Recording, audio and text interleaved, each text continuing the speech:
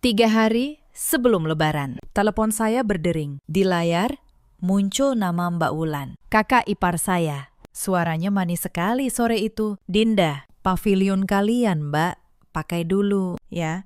Ada 7 tamu penting datang dari kota. Kalian tahun ini jangan pulang dulu. Tidak ada tempat. Saya pikir saya salah dengar. Pavilion itu rumah kami. Saya dan suami yang membangunnya. Batu demi batu. Selama 3 tahun menabung. Tetapi Mbak Wulan sudah memutus telepon. Dan ketika saya menoleh, suami saya hanya diam menatap lantai. Diam yang sama seperti 8 tahun terakhir. Saat itu saya belum tahu. Lebaran ini akan menjadi hari di mana saya berhenti diam. Dan diam. Ternyata bukan satu-satunya cara untuk menjaga keluarga. Halo, sahabat cerita. Selamat datang kembali di kanal ini. Tempat kita berbagi kisah-kisah kehidupan rumah tangga yang mungkin pernah kita lihat. Atau bahkan kita alami sendiri. Kalau cerita hari ini menyentuh hati Anda, jangan lupa tinggalkan jejak di kolom komentar. Mari kita mulai.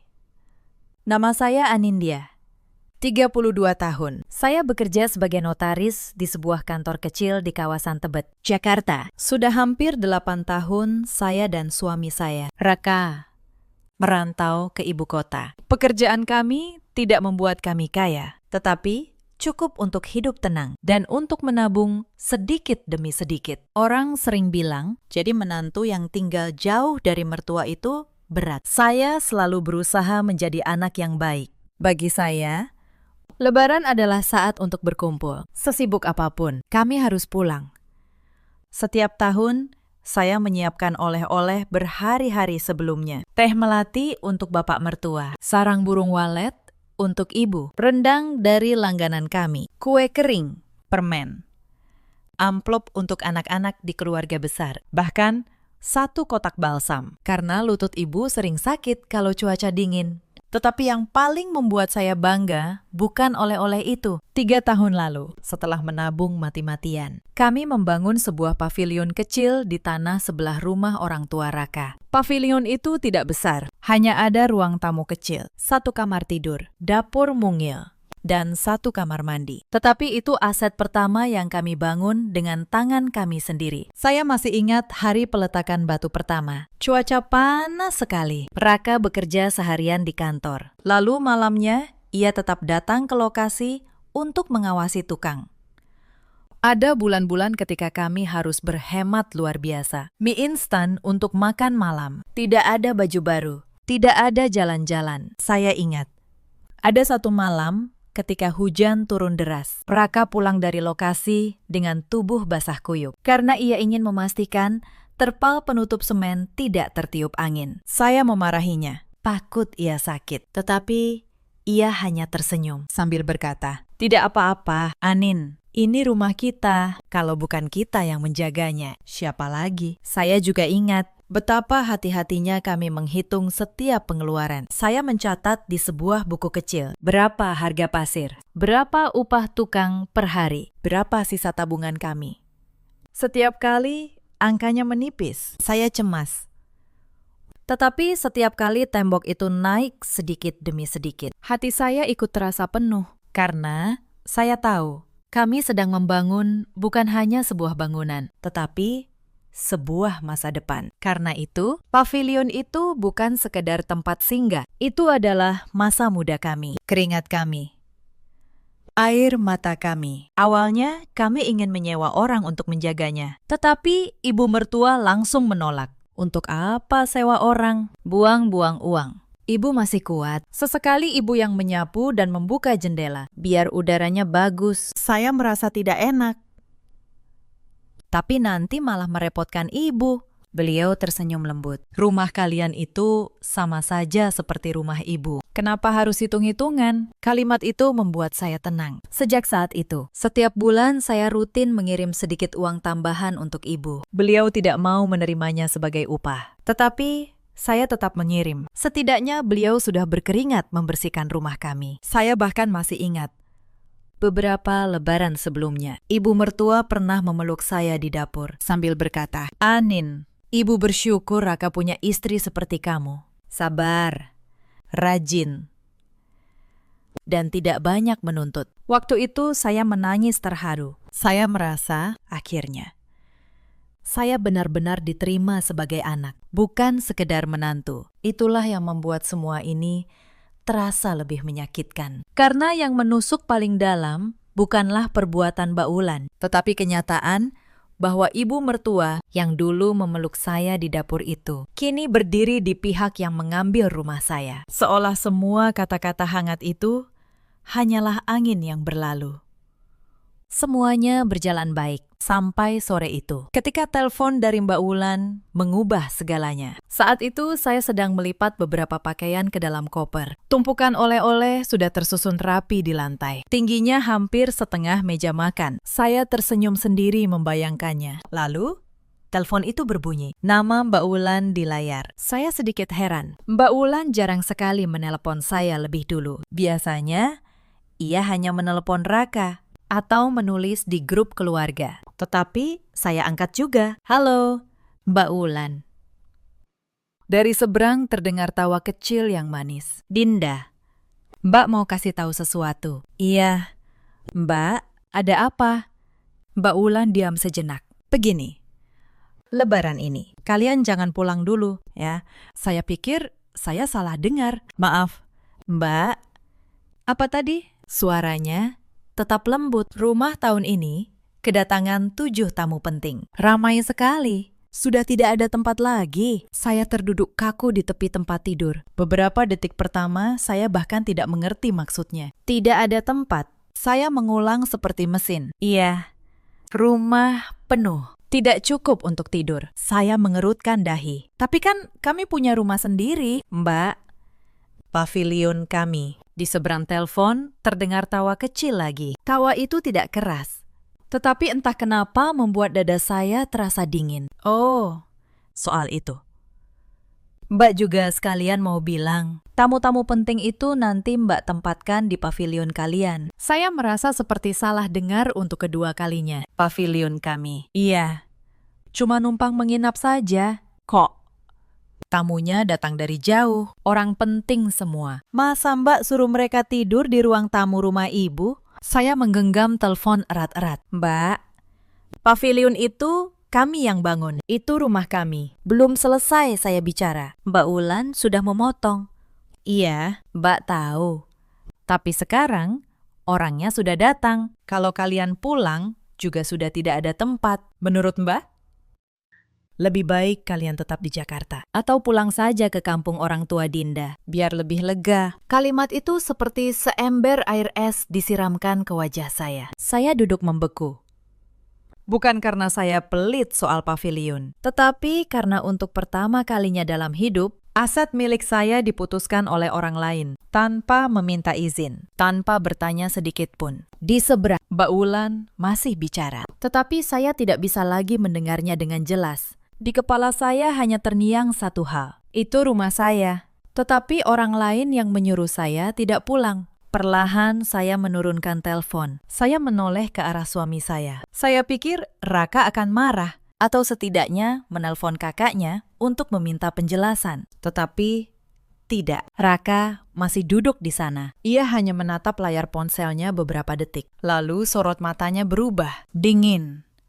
Sorot mata yang sudah lama sekali tidak saya lihat. Dan pada saat itulah saya tahu. Masalah ini mungkin tidak sesederhana kalimat sudah tidak ada tempat yang baru saja diucapkan Mbak Wulan. Malam itu Raka tidak banyak bicara. Ia hanya meletakkan ponselnya, lalu menatap tumpukan oleh-oleh di lantai. Lama sekali. Mas, kita harus telepon ibu, kata saya. Biar jelas duduk perkaranya. Raka menggeleng pelan. Besok pagi. Sekarang aku mau berpikir dulu. Saya tidak tahu apa yang ia pikirkan, tetapi saya kenal tatapan itu. Tatapan yang biasanya muncul ketika ia menemukan sesuatu yang ganjil di pekerjaannya. Pagi harinya, saya yang menelpon ibu mertua. Saya pikir beliau akan menengahi. Beliau yang dulu bilang, rumah kami sama seperti rumah beliau. Tetapi suara ibu di seberang sudah berubah. Anin, sudahlah. Mbak Wulan kan cuma minta tolong. Tamu-tamu itu penting buat usahanya. Kamu ini menantu. Masa hitung-hitungan sama keluarga sendiri? Saya menahan napas. Bu, pavilion itu rumah kami. Kami yang bangun. Iya, Ibu tahu. Tapi kalian kan jarang pulang. Buat apa rumah kosong-kosong? Sekali-kali dipakai keluarga juga tidak apa-apa. Jangan jadi menantu yang pelit. Anin, kata pelit itu menusuk. Saya Yang setiap bulan mengirim uang. Saya yang membelikan balsam untuk lutut beliau. Sekarang disebut pelit. Hanya karena tidak rela rumah sendiri diambil alih. Saya tidak menjawab. Saya hanya menutup telepon dengan tangan gemetar. Hari itu juga, sebuah foto masuk ke grup keluarga. Mbak Wulan yang mengirimnya.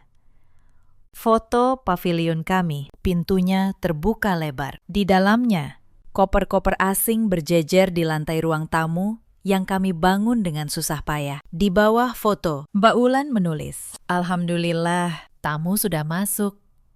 Terima kasih buat adik-adik yang sudah mengerti." Saya menatap layar dengan dada sesak. Mereka sudah masuk, tanpa kunci dari kami. Berarti kunci cadangan yang dulu kami titipkan ke ibu untuk membersihkan rumah, kini dipakai untuk membuka pintu bagi orang asing. Sore itu, tetangga sebelah rumah mertua, Bu Tini, diam-diam menelepon saya. Suaranya berbisik. "Nin, ibu mau kasih tahu, itu yang menginap di pavilion kalian bukan saudara. Mereka rekan bisnis Wulan. Katanya mau bikin acara arisan besar di sana. Ada yang bilang sampai seminggu." Tangan saya dingin. Bukan tamu lebaran, bukan saudara jauh yang silaturahmi, tetapi rekan bisnis. Rumah kami dipakai untuk kepentingan usaha Mbak Wulan. Saya menyampaikan semuanya kepada Raka. Ia mendengarkan sampai habis. Lalu ia bertanya satu hal yang membuat saya terdiam. "Anin, barang-barang kita yang di pavilion, kemana?"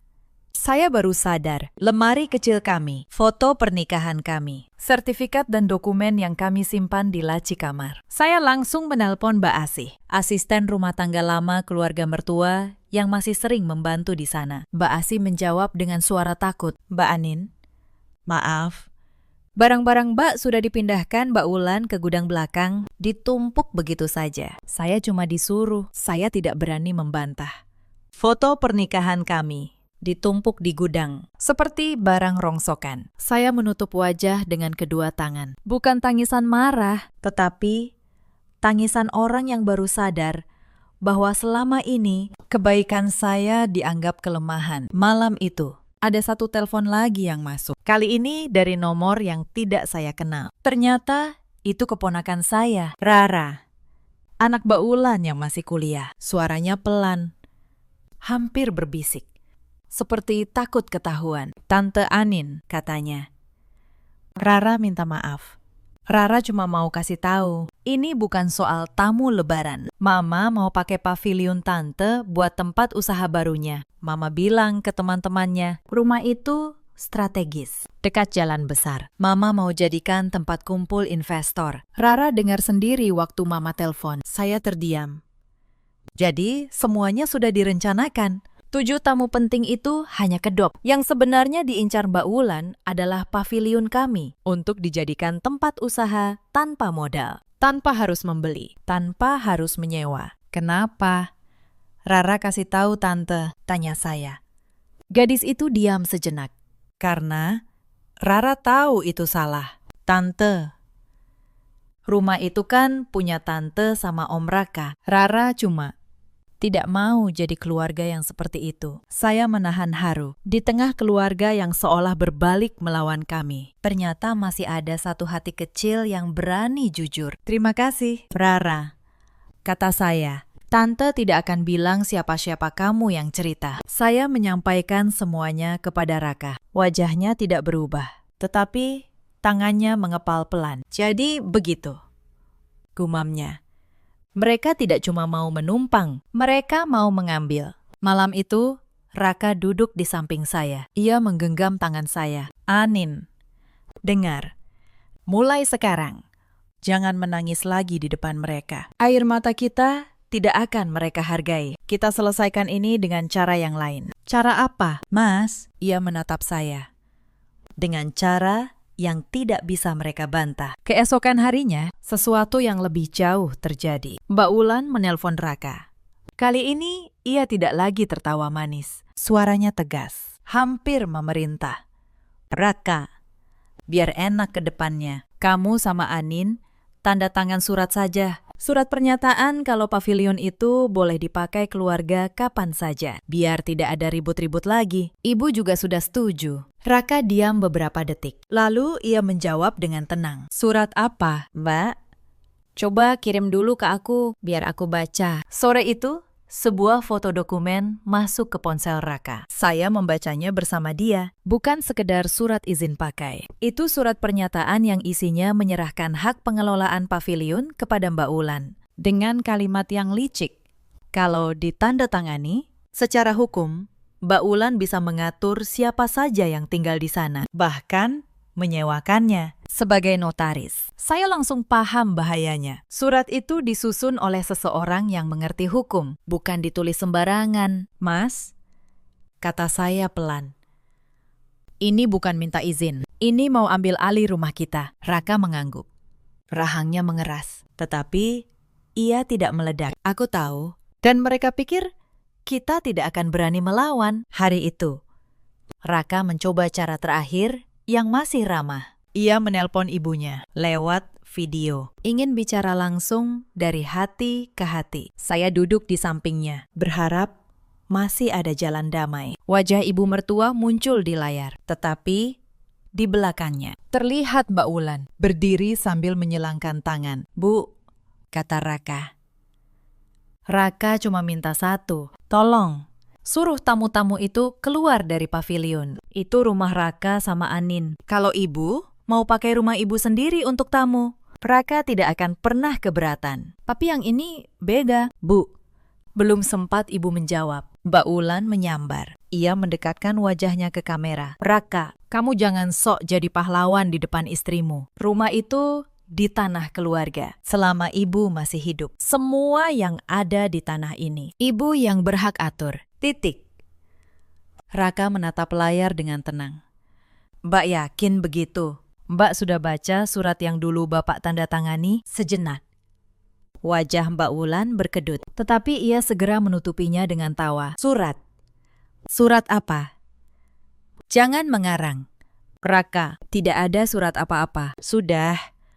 Telepon ini Mbak, tutup. Capek bicara sama orang yang sudah dicuci otak istrinya. Dan sambungan terputus. Begitu saja, saya menatap Raka. Mas, mereka benar-benar tidak mau dengar. Ia meletakkan ponsel. Tidak apa-apa, Anin. Mereka sudah memilih caranya. Sekarang giliran kita memilih cara kita. Dan cara kita akan lebih kuat dari sekedar suara keras. Saya melihat sesuatu di mata Raka yang membuat saya akhirnya tenang. Bukan amarah, tetapi ketenangan orang yang sudah tahu persis apa yang akan ia lakukan. Hari ketiga, ada sesuatu yang membuat semuanya makin jelas. Butini kembali menelpon. Nin, semalam ada keributan di pavilion kalian. Tamu-tamu itu mabuk. Mereka memecahkan jendela dapur. Pak RT sampai datang. Tapi Wulan bilang, itu urusan keluarga. Jangan ikut campur. Jendela yang kami pasang dengan uang lembu Raka pecah dalam semalam.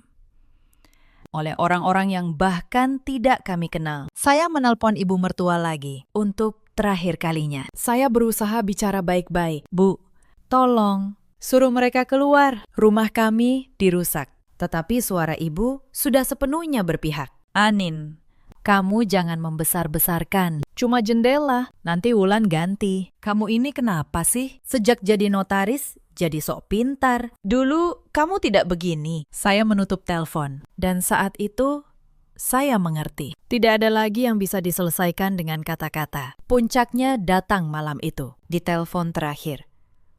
Mbak Wulan menelpon Raka. Marah karena suratnya tak kunjung ditandatangani. Saya mendengar dari pengeras suara. Raka, kamu jangan ikut-ikutan istrimu. Anin itu cuma menantu, orang luar. Kamu ini anak ibu. Masa kalah sama perempuan dari kampung sebelah? Pavilion itu ada di tanah keluarga kita. Jadi itu juga hak keluarga. Saya menahan napas. Menunggu Raka menjawab seperti biasa. Mengalah. Dayamite menelan semuanya demi tidak ribut. Tetapi malam itu suami saya berbeda. Mbak, kata Raka. Suaranya rendah, tetapi setiap kata Jelas, tanahnya memang milik keluarga, tapi bangunan di atasnya kami yang bayar. Setiap rupiahnya, dan aku punya semua buktinya. Di seberang telepon, hening sejenak. Lalu Mbak Wulan tertawa meremehkan. Bukti apa? Kamu mau ribut soal uang sama kakakmu sendiri? Raka menatap saya. Lalu ia menjawab, bukan ribut, Mbak. Aku cuma mau semuanya jelas. Besok aku dan Anin pulang. Kita bicara baik-baik. Di depan semua orang. Ia menutup telepon. Lalu ia menoleh ke saya. Anin, siapkan 1 map. Aku butuh kamu bawa beberapa dokumen dari brankas kantor. Saya menatapnya. Dokumen apa, Mas? Ia tersenyum tipis. Senyum yang sudah lama tidak saya lihat. Yang membuktikan rumah itu memang milik kita. Hitam di atas putih. Tetapi sebelum kami sempat berangkat, tekanan datang dari arah lain. Malam itu, grup keluarga besar tiba-tiba ramai. Mbak Wulan rupanya sudah lebih dulu menulis cerita versinya sendiri. Bahwa kami, adik dan menantu yang sukses di Jakarta, kini lupa diri. Bahwa kami tidak mau berbagi rumah dengan keluarga. Bahwa kami mengukur segalanya dengan uang. Pesan demi pesan masuk. Beberapa kerabat yang tidak tahu duduk perkaranya langsung ikut menghakimi. Sayang sekali, ya. Sudah pintar, tapi lupa sama keluarga. Menantu sekarang memang beda. Semua dihitung, untung, rugi. Kasihan ibu. Sudah tua, malah dibikin susah. Saya membaca satu persatu pesan itu dengan tangan dingin. Tidak ada satupun dari mereka yang bertanya, apa yang sebenarnya terjadi. Mereka hanya percaya pada suara yang paling dulu dan paling keras. Saya nyaris membalas. Jari saya sudah di atas layar, ingin menjelaskan semuanya. Tetapi Raka memegang tangan saya. Jangan, Anin, katanya. Di grup itu, siapapun yang menjelaskan duluan malah terlihat bersalah. Kita tidak menjawab dengan kata-kata. Kita jawab dengan kenyataan. Besok, di depan mereka langsung. Saya menurunkan ponsel. Malam itu terasa panjang sekali. Saya berbaring memandang langit-langit, mengingat semua yang sudah kami lalui untuk membangun pavilion itu. Bulan-bulan makan mie instan, Raka yang pulang larut. Lalu, masih datang ke lokasi mengecek tukang. Tabungan yang kami sisihkan sampai tidak berani membeli baju baru. Dan sekarang, semua itu disebut lupa diri hanya karena kami tidak mau menyerahkan rumah kami kepada orang yang tidak pernah ikut membangunnya. Tetapi anehnya, di tengah semua kepahitan itu, saya merasa tenang. Karena untuk pertama kalinya, Raka berdiri di samping saya. Bukan di belakang ibunya, bukan di tengah-tengah. Tetapi benar-benar di samping saya. Mas, kata saya pelan dalam gelap. Terima kasih. Ia menggenggam tangan saya. Seharusnya aku yang minta maaf. Sudah terlalu lama aku membiarkanmu menanggung semuanya sendiri. Saya hampir tidak tidur malam itu. Bukan karena takut, tetapi karena untuk pertama kalinya, saya merasa kami punya pijakan. Saya bekerja sebagai notaris. Setiap hari, saya melihat keluarga bertengkar soal warisan, soal tanah, soal rumah. Saya tahu satu hal. Dalam urusan seperti ini, kata-kata bisa diputarbalikkan, air mata bisa diabaikan, tetapi dokumen tidak bisa berbohong.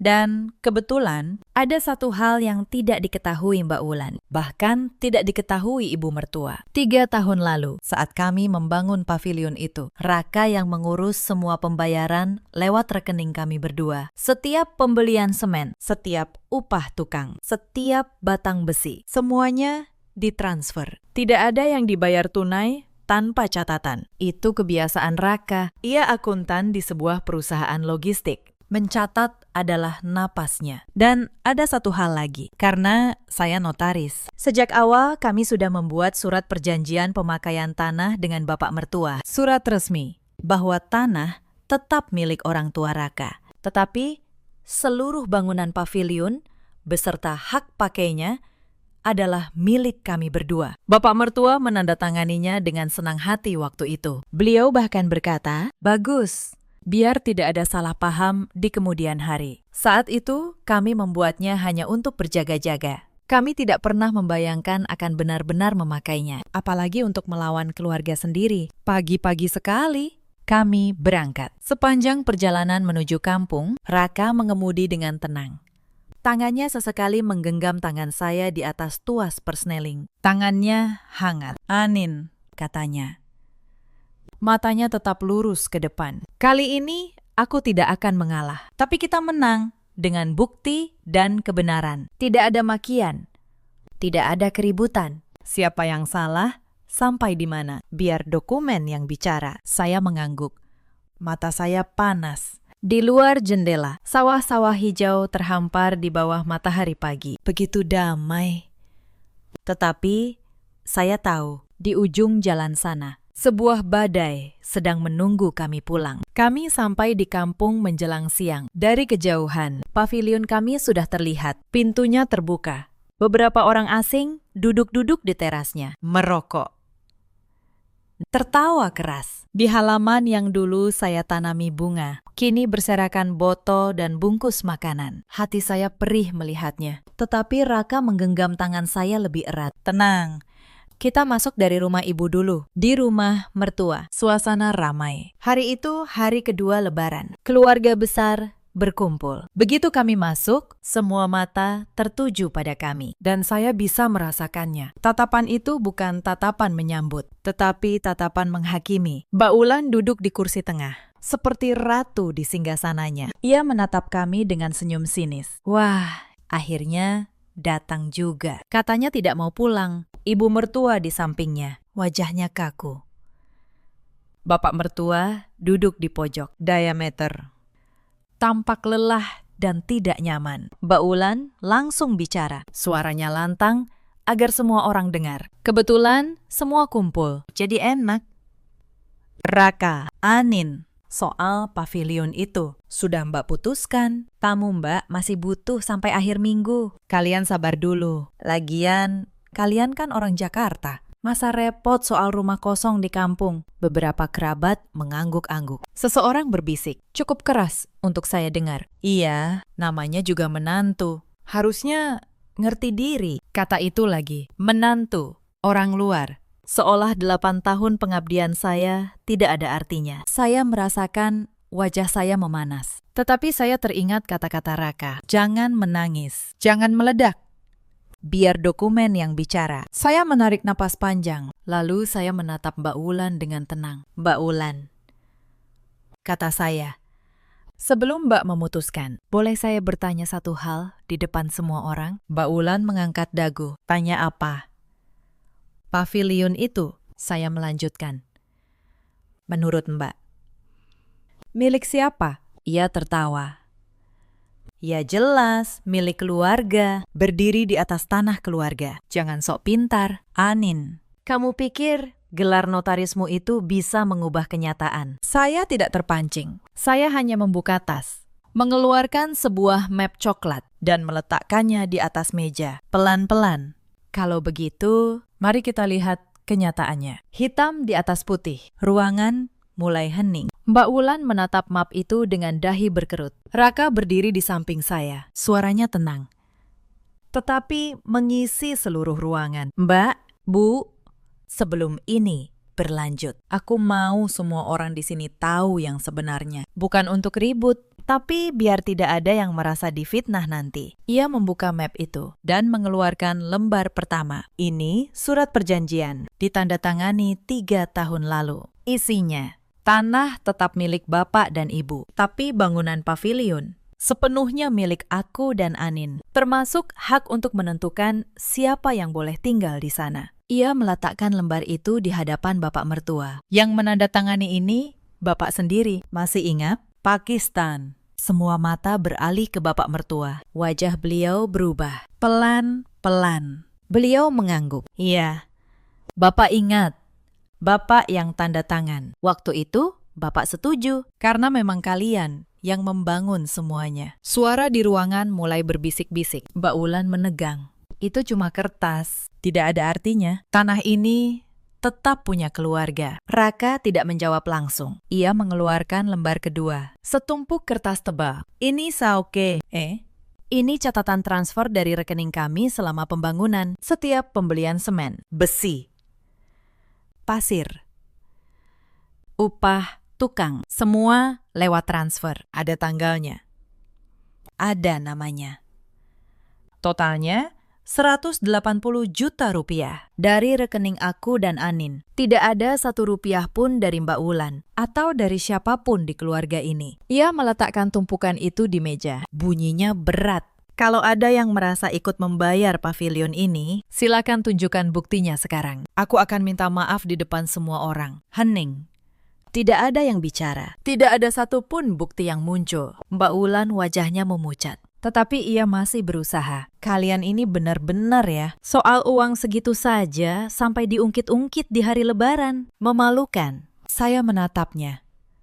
Dan kali ini, saya bicara. Yang memalukan bukan menghitung uang sendiri. Mbak, yang memalukan adalah mengambil rumah orang lain. Lalu menyuruh pemiliknya pergi. Mengusir koper kami ke gudang seperti barang rongsokan. Membiarkan orang asing memecahkan jendela rumah kami. Lalu menyebut saya pelit. Padahal saya yang setiap bulan mengirim uang untuk ibu. Suara saya tidak meninggi, tetapi setiap kata jatuh seperti batu di ruangan yang sunyi. Saya melanjutkan. Dan satu hal lagi. Mbak, tamu-tamu yang Mbak bilang penting itu, saya sudah tahu siapa mereka. Mereka bukan saudara. Mereka rekan bisnis, Mbak. Mbak memakai rumah kami untuk kepentingan usaha Mbak sendiri. Lalu menyebutnya silaturahmi keluarga. Wajah Mbak Wulan benar-benar pucat sekarang. Beberapa kerabat yang tadi mengangguk-angguk untuknya, kini menatapnya dengan pandangan berbeda. Ibu mertua yang sejak tadi diam, akhirnya bersuara. Suaranya gemetar. Wulan, apa itu benar? Mereka rekan bisnismu. Mbak Wulan tidak menjawab, dan diamnya adalah jawaban. Raka menatap ibunya dengan lembut, tetapi tegas. Bu, aku tidak pernah ingin sampai begini. Tapi ketika Bu bilang Anin cuma menantu orang luar, aku sadar satu hal. Selama ini aku terlalu sering diam. Aku kira dengan diam, keluarga tetap utuh. Ternyata diamku malah dipakai untuk menyakiti istriku dan mengambil yang menjadi hak kami. Ia mengeluarkan lembar terakhir dari MAP, sebuah surat resmi. Ini surat kuasa pengelolaan aset yang sudah disahkan. Mulai hari ini, hanya aku dan Anin yang berhak menentukan siapa yang masuk ke pavilion itu. Aku sudah bicara dengan Pak RT dan pihak yang berwenang. Tamu-tamu itu harus keluar hari ini juga. Kalau tidak, ini akan jadi urusan hukum. Bukan urusan keluarga lagi. Mbak Wulan terduduk di kursinya. Mulutnya terbuka. Tetapi tidak ada kata yang keluar. Tetapi Mbak Wulan bukan orang yang menyerah dengan mudah. Beberapa detik kemudian, ia bangkit. Wajahnya berubah. Dari pucat menjadi merah menahan amarah. Kalian pikir kertas-kertas ini bisa mengusir tamuku, katanya. Suaranya bergetar. Mereka tamuku. Aku yang mengundang. Aku kakak tertua di rumah ini. Ibu di pihakku. Kalian tidak bisa seenaknya. Ia menoleh ke kerabat yang lain. Mencari dukungan. Kalian lihat, kan? Adik sama menantu macam apa ini? Hari Lebaran malah bawa-bawa surat. Mau melaporkan kakaknya ke polisi. Tidak punya hati. Beberapa kerabat tampak ragu. Suasana menggantung. Dan di saat itu, saya tahu. Kalau kami diam, semua bisa berbalik. Karena di ruangan keluarga, yang menang sering bukan yang benar. Tetapi yang paling keras bersuara. Maka saya berdiri. Saya tatap satu persatu wajah di ruangan itu. Bapak, Ibu, Om, Tante semua, kata saya pelan. Tetapi jelas, saya tidak datang untuk mempermalukan siapapun. Saya datang karena rumah yang saya bangun dengan suami saya diambil tanpa izin. Barang-barang kami dibuang ke gudang, jendela kami dipecahkan. Dan ketika saya minta bicara baik-baik, saya disebut pelit, disebut orang luar. Saya menarik napas. Saya tidak minta apa-apa selain satu. Hak atas rumah saya sendiri. Kalau itu disebut tidak punya hati, maka saya bertanya, apa yang disebut punya hati? Mengambil rumah orang lain, lalu menyalahkannya karena tidak rela. Ruangan benar-benar hening sekarang. Salah seorang paman tertua, Pak Daharjo, yang sejak tadi diam, akhirnya angkat bicara. Suaranya berat dan berwibawa. Wulan, Katanya, Pak De sudah dengar semua. Anak ini benar. Rumah itu mereka yang bangun. Ada suratnya, ada buktinya. Kamu tidak bisa memaksa. Suruh tamumu keluar. Jangan bikin malu keluarga lebih dari ini. Kata-kata Pak Daharjo seperti palu yang menutup persidangan. Satu persatu, kerabat mengangguk. Dukungan yang tadi dicari Mbak Wulan runtuh seketika. Mbak Wulan menatap sekeliling. Dan untuk pertama kalinya, ia melihat tidak ada satupun wajah yang berpihak padanya. Bahkan ibunya sendiri menunduk.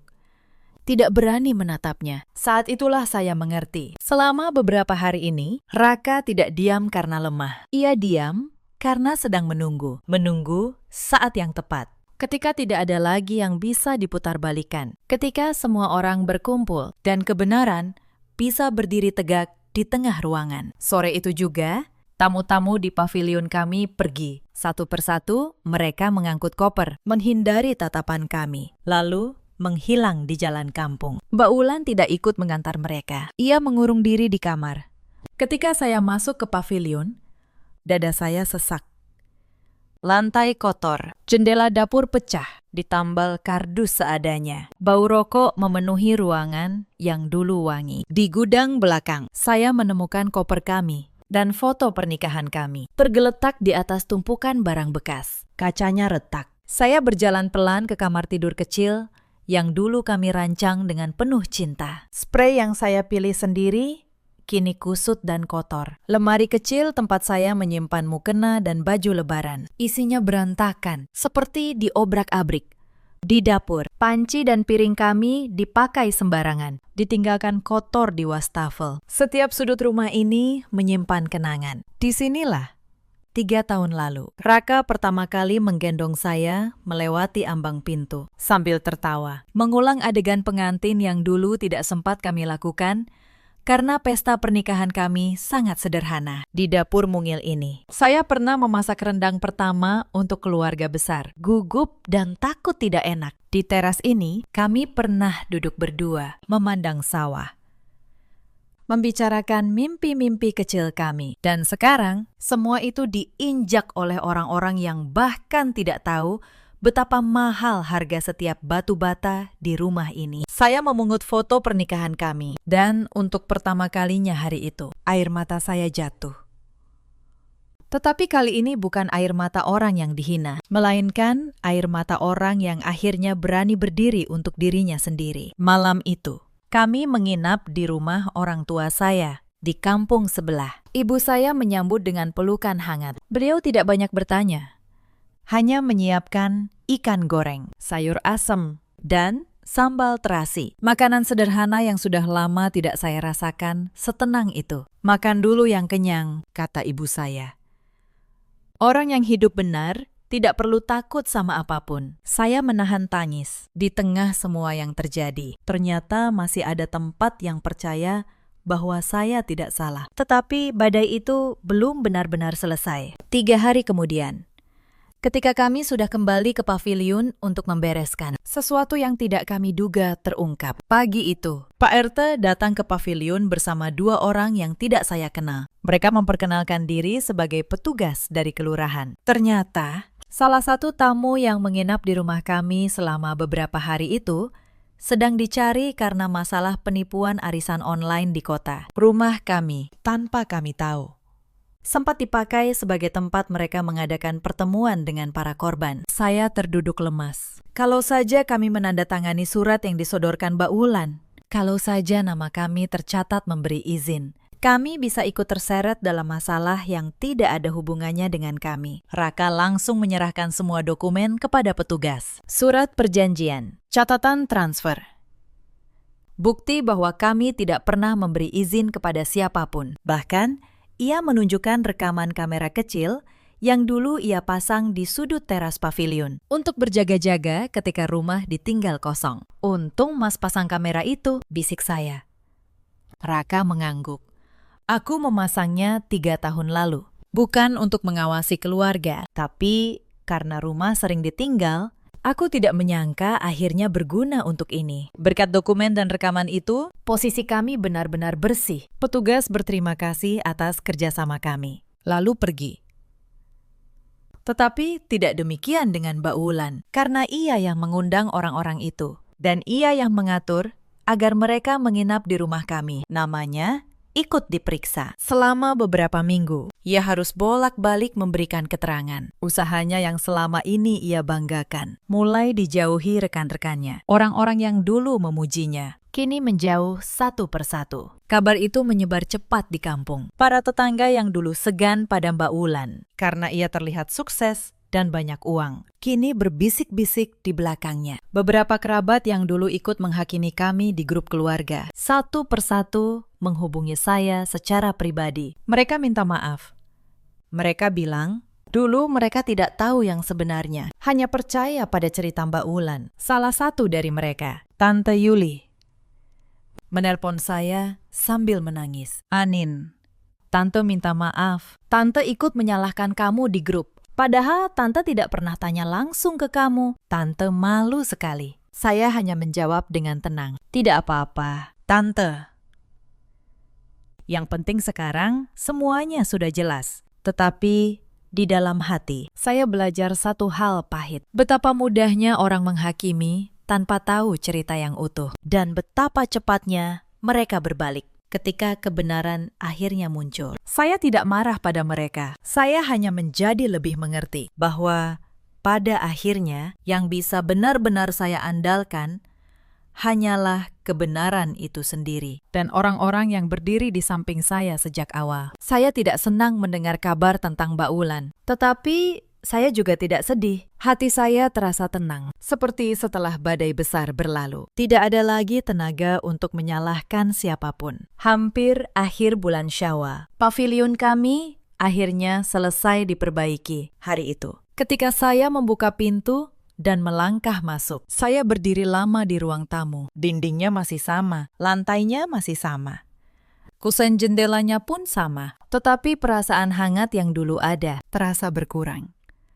Seperti rumah yang pernah dilukai. Raka menyewa orang untuk membersihkan seluruh rumah. Ia mengganti semua kunci, memasang ulang kamera, memeriksa instalasi listrik, dan membuat surat pengelolaan aset yang jelas. Kali ini, ia tidak lagi memberikan kunci cadangan kepada ibunya. Awalnya saya pikir Raka akan memutuskan hubungan dengan keluarganya, tetapi tidak.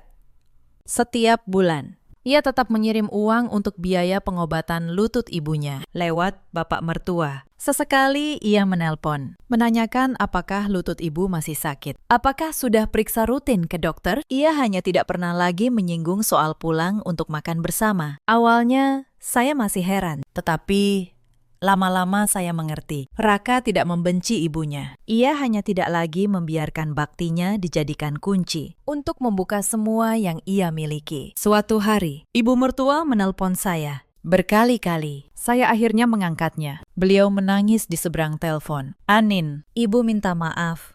Ibu sudah tua. Ibu terlalu menuruti Wulan. Ibu serakah, sedikit termakan omongan, sampai hampir mencelakakan anak dan menantu ibu sendiri. Saya tidak tahu harus menjawab apa. Banyak luka yang tidak bisa hilang hanya dengan sebuah permintaan maaf. Akhirnya, saya hanya berkata, "Ibu, jaga kesehatan saja. Urusan lain, biar waktu yang menjawab." Di seberang, beliau terdiam sejenak, lalu menjawab dengan sangat pelan, "Iya." Suara iya itu membuat saya sedih. Karena itu pertama kalinya saya mendengar beliau bicara kepada saya dengan nada serendah itu. Dulu, beliau selalu yang merasa paling benar. 10 hari setelah itu, ketika kami sedang di pavilion mengawasi tukang memperbaiki pintu, ibu mertua datang. Beliau berdiri di luar gerbang, tidak berani masuk. Tangannya memegang sebuah amplop dan sebungkus kue dari kampung. Tubuhnya terlihat lebih kurus. Rambutnya yang memutih terlihat dari balik kerudung lamanya. Melihat saya keluar, beliau hanya menyodorkan amplop ke arah Raka. "Ini 5 juta yang ibu simpan. Ibu kembalikan. Ibu tahu uang ini tidak bisa mengganti apa-apa, tapi ibu tidak berani menyimpannya lagi." Raka menerima amplop itu. Tetapi ia menatap bungkusan kue di tangan ibunya, lalu menggeleng pelan. Uangnya Raka terima. "Bu, karena itu memang harus dikembalikan. Tapi kuenya, ibu bawa pulang saja. Mata ibu mertua memerah. Ibu tidak minta kalian memaafkan sekarang. Ibu cuma minta kalian tahu. Ibu benar-benar malu. Tidak ada yang bicara selama beberapa detik. Angin berembus melintasi halaman, menerbangkan beberapa daun kering di lantai yang baru. Saya menatap ibu mertua, perempuan yang dulu berkali-kali membuat saya menangis. Kini berdiri di luar gerbang rumah anaknya sendiri dan tidak berani masuk. Hati saya tidak merasa puas, hanya sedih. Sedih, karena andai saja ada hal-hal yang dipahami lebih awal. Mungkin sebuah lebaran tidak harus menjadi luka sebesar ini dalam sebuah keluarga. Raka menatap ibunya. Suaranya rendah, tetapi tidak lagi dingin. Bu, pulang dulu. Nanti. Kalau ibu sudah benar-benar mengerti bahwa rumah anak ibu juga perlu dihormati. Sama seperti rumah ibu sendiri. Raka akan ajak Anin pulang. Untuk makan bersama, seperti dulu. Ibu mertua mengangguk.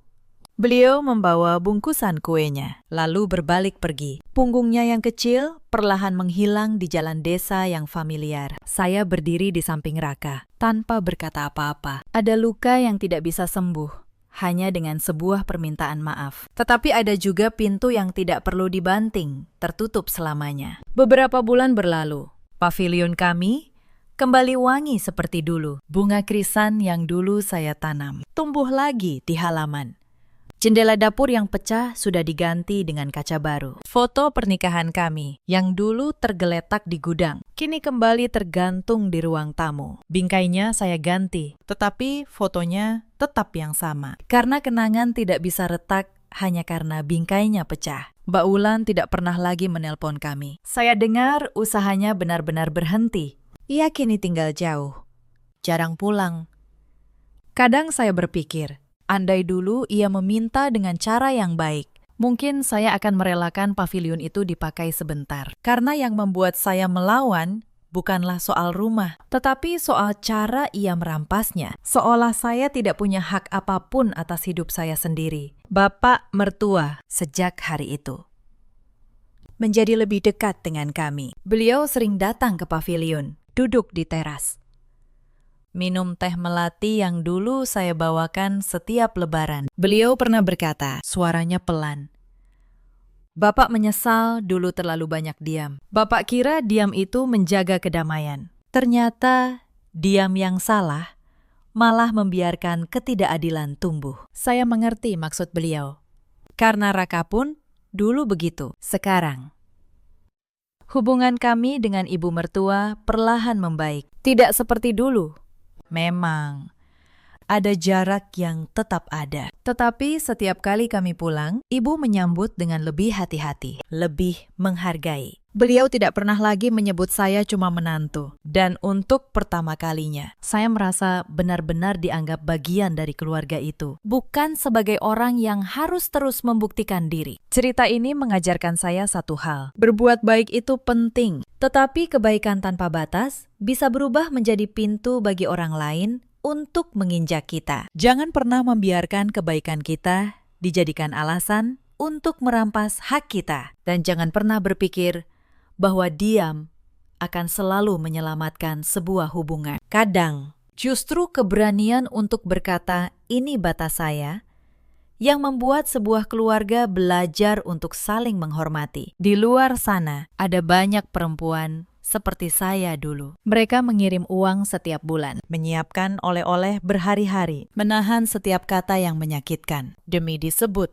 menantu yang baik. Mereka mengira kalau terus mengalah, suatu hari akan dihargai. Padahal yang dibutuhkan bukan terus mengalah, tetapi tahu kapan harus berdiri. Ada juga banyak suami seperti Raka dulu, lelaki baik, tetapi terlalu lama diam. Mengira bahwa dengan tidak memihak, ia sedang menjaga keluarga. Padahal tidak memihak yang benar. Sama saja membiarkan yang dicintainya terluka pelan-pelan. Dan ada pula para ibu mertua, juga para ipar, yang mengira bahwa hubungan keluarga adalah alasan untuk tidak perlu menghormati batas. Bahwa karena masih saudara, segala sesuatu boleh diambil. Padahal justru karena keluarga, batas itu harus lebih dijaga, bukan lebih sering dilanggar. Hari ini, Pavilion kecil kami masih berdiri di sana, di tanah sebelah rumah mertua. Pintunya tetap terbuka untuk keluarga yang datang dengan baik. Tetapi